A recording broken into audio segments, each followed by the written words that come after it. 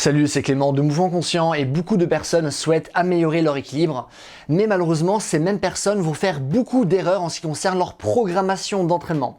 Raison pour laquelle en fait dans ces vidéos je vais vous présenter 3 points qui sont vraiment non négociables, qui vont vous permettre d'améliorer votre équilibre rapidement et simplement.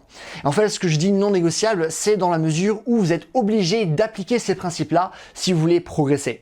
Néanmoins, juste avant de commencer cette vidéo, j'ai 2 points à faire partager. Premièrement, je ne suis pas un expert en équilibre. Vous n'allez pas me voir faire par exemple des poiriers à une main. Néanmoins, c'est comme une qualité que je travaille régulièrement et que j'enseigne aussi régulièrement dans le cadre de ma pratique généraliste. Et le deuxième point que j'ai envie d'aborder, c'est que les informations que je vais vous proposer vont quand même être un peu davantage dirigées vers l'équilibre sur les mains, même si ça va être comme des informations qui vont être très intéressantes pour l'équilibre de manière générale. Mais voilà, je vais comme vous partager ces informations-là. Ça marche ? Alors le premier point qu'on va aborder, c'est que lorsqu'on voit l'équilibre, en fait, on imagine ça comme une compétence où il suffit simplement de rester dans une position donnée, gérer les équilibres dans cette position-là. Sauf qu'en fait, voir l'équilibre de cette manière-là, c'est finalement une philosophie qui est assez erronée. Dans la mesure où il ne suffit pas simplement de rester dans une position, il faut être aussi capable d'aller dans cette position-là. Et en fait, c'est 2 composantes, 2 compétences qui sont totalement différentes. Donc l'équilibre, c'est à la fois notre capacité à rester dans une position, mais aussi notre capacité à aller dans cette position. Et ces 2 compétences, puisqu'elles sont différentes, cette différence doit être représentée lors de vos entraînements. Par exemple, une erreur que font beaucoup de débutants, c'est que lorsqu'ils vont travailler l'équilibre sur les mains, ils vont simplement essayer de passer d'une position où ils sont debout à une position où ils vont essayer de faire le poirier. Du coup, ils vont s'élancer, ils vont pas monter haut, ils vont essayer 1 fois, 2 fois, 3 fois, 5 fois, 10 fois, 20 fois et 30 fois. Et peut-être après, à la 32e répétition, ils vont réussir à vraiment aller dans une position où le corps va être relativement perpendiculaire au sol et où ils vont pouvoir rester peut-être pendant 1 ou 2 secondes avant de retomber. Le truc, c'est que si vous n'avez pas travaillé votre capacité à rentrer dans une position de handstand, ça va vous prendre énormément de temps pour justement aller dans une position où vous allez pouvoir tenir l'équilibre. Donc lorsque vous allez réellement pouvoir tenir l'équilibre, vous allez que pouvoir tenir 1 ou 2 secondes parce que vous aurez accumulé énormément de fatigue. Vous voyez où je veux en venir ? Alors que donc, certes, vous aurez travaillé votre capacité à aller dans une position d'équilibre, mais vous n'aurez pas travaillé votre capacité à rester dans une position d'équilibre parce qu'au fur et à mesure de votre séance, vous n'allez que totaliser 1 ou 2 secondes, 10 ou 20 secondes maximum de temps sous tension, ce qui n'est pas suffisant. Donc qu'est-ce qu'on va faire concrètement ? Par exemple, pour le handstand, on va faire des exercices comme les toe pulls. On va être par exemple face à un mur, contre le mur, et on va simplement décoller nos pieds et on va essayer de rester en équilibre. Et en fait, en faisant ça, ce qu'on fait, c'est qu'on travaille justement notre capacité à rester dans une position de handstand, dans une position de poirier. Une fois qu'on a travaillé avec cet exercice-là, ce qu'on peut faire, c'est simplement travailler le kick-up. Donc là, ça va être notre capacité à aller dans une position. Et donc là, on va simplement essayer de travailler ça, mais on va pas essayer de rester longtemps dans cette position parce que c'est pas ce qu'on essaie de travailler. On essaie juste de travailler notre capacité à aller dans une position d'équilibre. Et à partir du moment où vous allez prendre en compte justement cette différenciation, ça va vous faire progresser beaucoup plus rapidement, de manière beaucoup plus efficace et de manière beaucoup plus simple. Ok ? Donc ça, c'est quelque chose qui est applicable par rapport au travail de poirier, mais c'est aussi quelque chose que vous allez trouver par exemple en slackline ou lorsque vous travaillez par exemple l'équilibre sur les rails. C'est comme la slackline, sauf qu'en fait vous restez en équilibre sur des rampes d'escalier, ce genre de choses.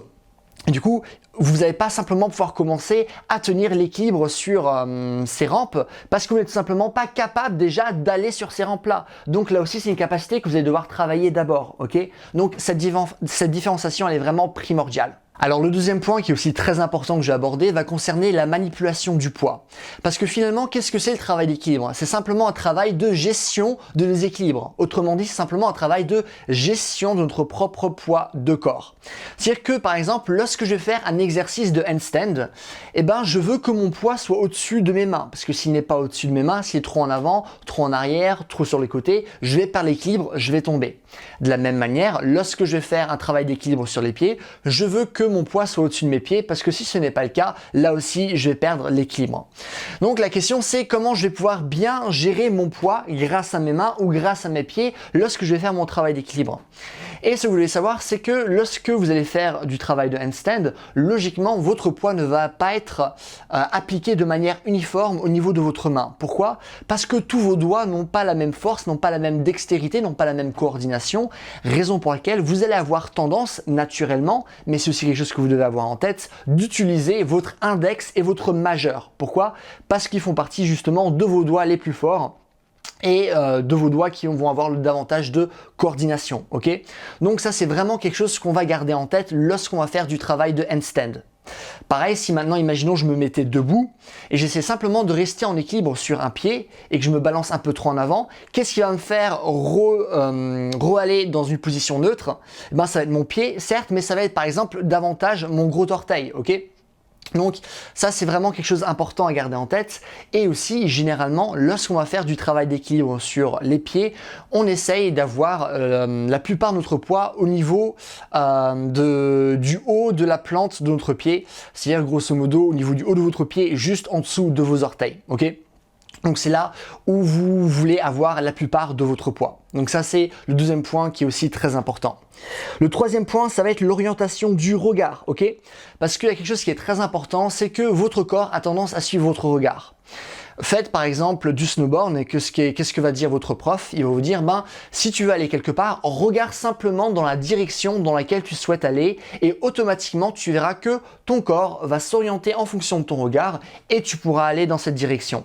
La même chose, par exemple, ceux qui essayent de battre des records dans ce qui va être, par exemple, haltérophilie ou ce genre de choses, lorsqu'on va faire un soulevé de terre, un squat, ils auront tendance à regarder vers le haut. Pourquoi?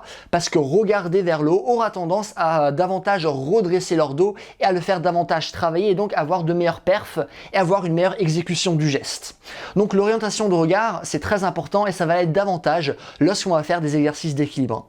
Généralement, lorsqu'on fait par exemple du travail de poirier, on veut avoir notre regard qui va être orienté au niveau de nos mains.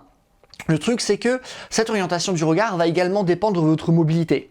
C'est-à-dire que si vous n'avez pas beaucoup de flexion d'épaule, c'est-à-dire votre capacité à faire ce mouvement-là, ça va être vraiment dur pour vous de regarder pile au milieu de vos mains ou un peu au-dessus. Généralement, plus vous allez manquer de mobilité, plus vous allez vraiment regarder le début de votre main, ok?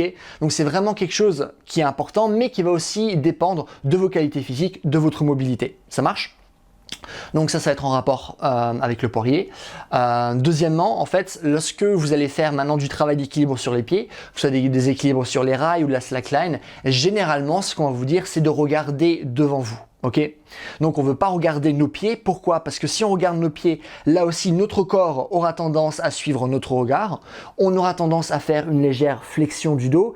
Et à ce moment-là, notre poids ne sera pas dirigé pile au-dessus de nos pieds. Et qu'est-ce qui se passe si un peu trop dirigé vers le devant ou vers l'arrière ou vers le côté? On perd l'équilibre, on tombe. Donc vraiment, l'orientation du regard, elle est vraiment très très importante. Ok?